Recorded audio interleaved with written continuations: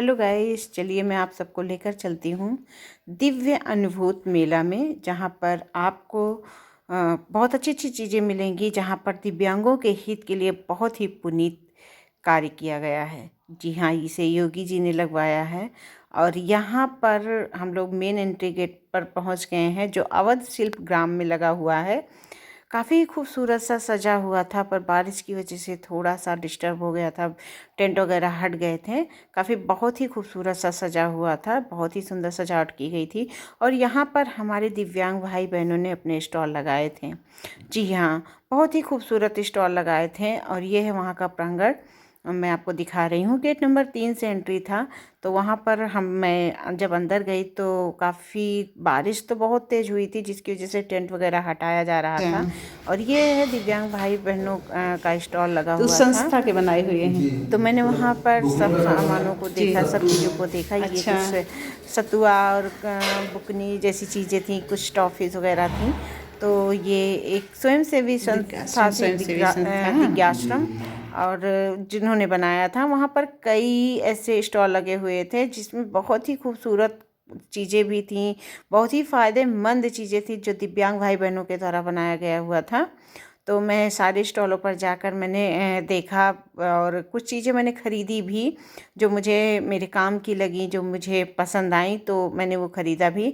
ये था मोतियों का, यहाँ पर सेट लगे हुए थे, मोतियों के हार थे, मोतियों की चूड़ियाँ थीं, जो काफ़ी सुंदर थी। वो हैंडमेड था। यहाँ पर जितनी भी चीज़ें लगाई हुई थी, बनाई हुई थी, सब हैंडमेड थी। तो काफ़ी खूबसूरत चूड़ियाँ भी थी, तो मैंने चूड़ियाँ लिया। और ये हमारे दिव्यांगम चैनल का स्टॉल लगा था, जहाँ पर ये हमारे दिव्यांगम चैनल का पूरा रूम था। और यहाँ पर हर्बल गुलाल की चीज़ें थीं। और इस तरह मैंने पूरे ग्राउंड में चक्कर लगाया, और काफ़ी सुंदर सुंदर चीज़ें देखी। मैं आप लोगों को भी दिव्यांगम के थ्रू दिखा रही हूँ, क्योंकि मुझे ना थोड़ा सा बुरा भी लगा जब वहाँ के दुकानदारों ने बताया कि यहाँ पर भीड़ बहुत कम हो रही है। कम से कम हम सबको दिव्यांग भाई बहनों का उत्साहवर्धन करना चाहिए। ये चीज़ मुझे लगा वहाँ पे जाके, कि हम लोग वहाँ नहीं पहुँच पा रहे हैं, जबकि प्रचार तो हुआ था। पर जब लोग कम पहुँचे तो उन लोगों को थोड़ा सा निराशा, मतलब उन लोगों की बातों में मुझे लगा। ये था पर्स की दुकान, जो मोतियों से बना हुआ था।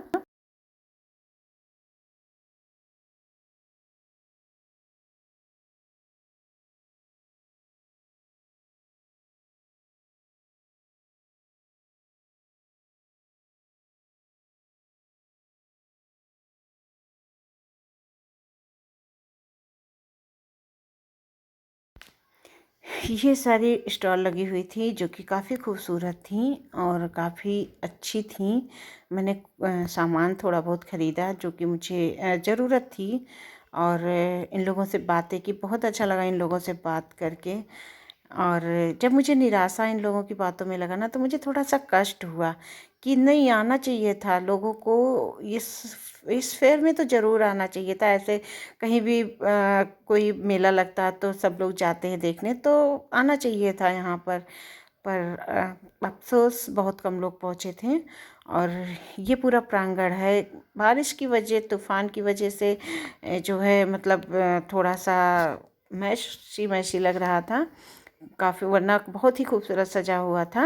और यहाँ पर बहुत ढेर सारी कंपनियाँ आई हुई थी। सबसे बड़ी बात, जो दिव्यांग भाई बहनों के रोज़गार का शुभ अवसर लेकर आई थी।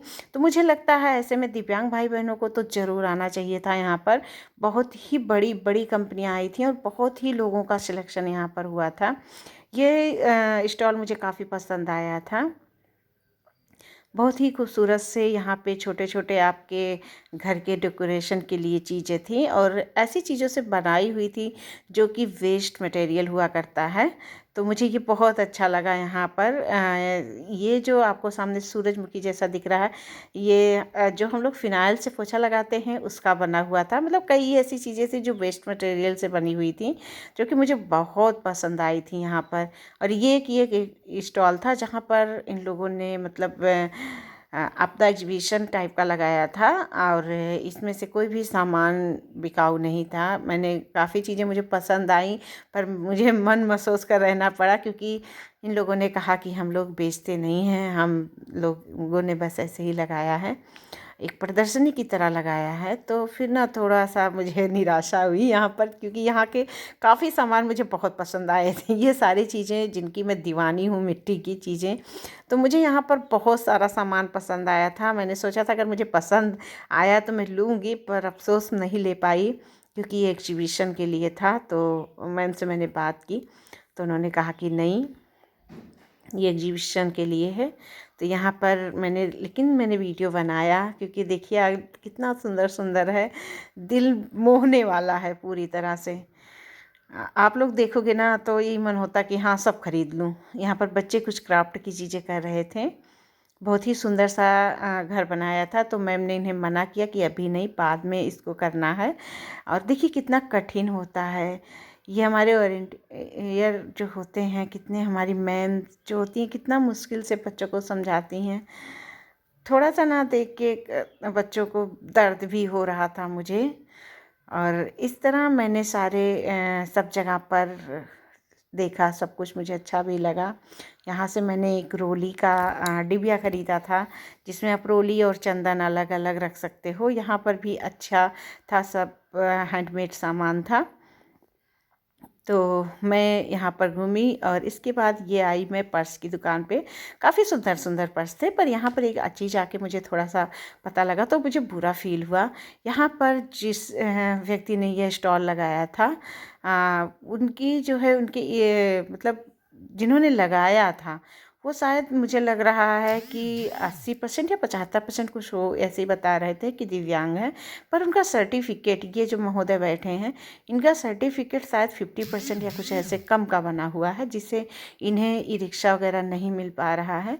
तो ये काफ़ी निराश लगे, तो मुझे थोड़ा सा वहाँ पे बुरा लगा कि सर्टिफिकेट एटलीस्ट अच्छा बना, मतलब सही बनाना चाहिए, ताकि उन्हें उसका लाभ प्राप्त हो जाए।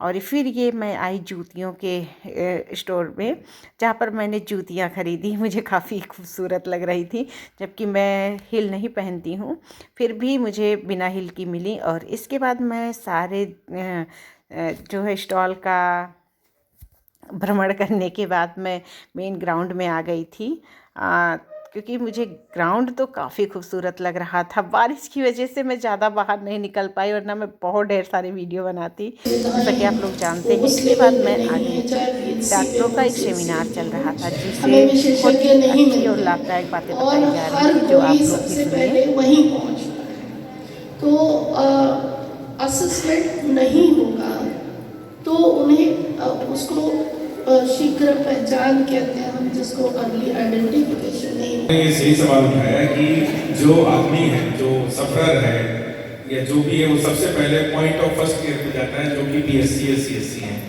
इस संबंध में गवर्नमेंट ऑफ इंडिया की एक संस्था है जिसका मैं एक मेंबर हूँ। उसमें हम लोगों ने अलग अलग टीचर्स को ट्रेन किया है, और ट्रेन करने के बाद ये है कि हर लेवल पे हमने मेडिकल कॉलेजेस की ट्रेनिंग कराई। हम लोगों ने जो CHC पे डॉक्टर बैठते हैं, जो PSC पे डॉक्टर बैठते हैं, उनके एक मेडिकल डॉक्टर जो MBBS डॉक्टर है, उसको स्पेशलिस्ट होने की जरूरत नहीं है। वो कॉमन ये इनकी बीमारियों का, खासकर कान की बीमारियों का इलाज। और सेमिनार के बाद मैं अपने स्टॉल पर आ गई, जहाँ पर मेरी मुलाकात श्री आलोक सीतापुरी जी से हुई थी, जो एक बहुत ही बड़े कवि हैं। और इसके बाद कवि मनोज गुप्ता सर से मुलाकात हुई।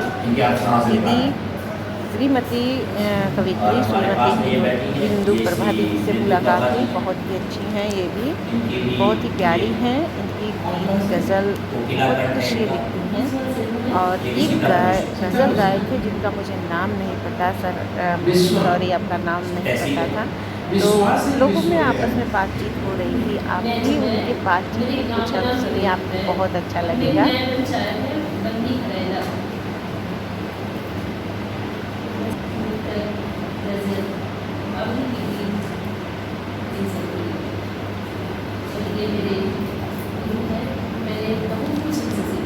एक और आ रहे हैं गज़ल में जो उसकी फेलो फाइल है, उस पर आप काम करते हैं। गज़ल का मीटर आर्टिक है थोड़ा सा। वैसे तो गज़ल अपने वो 11 और 13 वाले पैमाने में भी हो जाती है, लेकिन उसका एक आर्टिक मीटर भी है, फेलो फाइल फाइल टूल। वो एक्चुअली में अरे आप उर्दू लैंग्वेज से थोड़ा वाकिफ हैं? जी जी, तो देखिए ये यहाँ पे अगर आपको बता दें सन 2000 में मैं कभी तो पहले उर्दू को पढ़ने का कैसे जज्बा पैदा हुआ कि मैं जो उर्दू के शेर वगैरह जो हिंदी में लिखे रहते उनमें बिंदी लगी रहती तो मैंने ये बिंदी क्या है एक बंदे से पूछा उसने कहा बिंदी जो है ये नुक्ता है ज़ेरो ज़बर जिन्हें कहते हैं ये गाना नहीं है जिसके जेरो ज़बर को सलाम तो वो जेरो ज़बर यही है उसका आभूषण तो वो नुक्ता मुझे थोड़ा सा वो किया हिंदी तो मेरी मातृभाषा है तो फिर मुझे अवसर मिला ये आप कहते हैं लाइफ अवसर देती है तो मेरी पोस्टिंग हो गई थी वहाँ कराची में 1 साल के लिए लखनऊ में आया था उर्दू का डिप्लोमा करने के लिए 2000 में और गवर्नमेंट के द्वारा मैंने डिप्लोमा किया टेस्ट दिए परीक्षा इक्विवेलेंट बीए जैसी होती है और उर्दू का मुझे फिर नॉलेज हुआ फिर वो नुक्ता जो है ना वो जो उसका क्या अंतर है वो सब मुझे पता हो गया एक्चुअली में जैसे जा है उसमें हिंदी में केवल एक जा है और इसमें जे जा कई हैं और उनके प्रोनाउंसिएशन अलग अलग है हर जगह पर जा को अलग अलग यूज करेंगे जैसे टेलीविज़न में एक अलग जे होता है जो केवल टेलीविज़न में यूज करेंगे वो 3 नुक्ते का होता है वैसे जे में एक नुक्ता होता है और उसमें 3 नुक्ते होते हैं इसी तरीके से वो एक शब्दों में कहीं जब वो यूज करेंगे तो 3 नुक्ते का होगा है तो ये थोड़ा उर्दू की विशेषता है और एक्चुअली में हिंदी कवि जो है हिंदी कवित्रियाँ वह उस विधा से महसूस नहीं कर सकते उसको क्योंकि जब तक उसमें घुसोगे नहीं आप तो वो नुक्ते का असर बड़ा प्रोनाउंसिएशन में होता है नजर को नजर में नजरबाज करके देखा ऐसे हिंदी में भी तो शाह होता है नहीं हिंदी में 2 शाह है ना एक शलजम वाली और एक सीटी वाली कलबी सब पिछला सब गलती सब और प्रोनाउंसिएशन के लिए तो आप 10-12 कह सकते हो नहीं इसमें उधर भी है हाँ उधर भी है नहीं यहीं पर पढ़ी कोई शेर जो आपको प्रतिनिधित्व करता हो वो पढ़ो सर मैं इसको पे लिखा है कि मनमोहन बनूं तुझको सोचे याद की अंगनाई में मनमोहन बनूं तुझको सोचे यादों की अंगनाई में राधा तो पल पल रहती है कान्हा की परछाई टूटे मैंने मन मन तुझको सोचे यादों की अंगनाई में राधा तो पल पल रहती है कान्हा की परछाई में पीर हृदय की ऐसी मूड़ी यमुना सी गहराई में सुख के घाव हरे रहते हैं मेरी गहराई में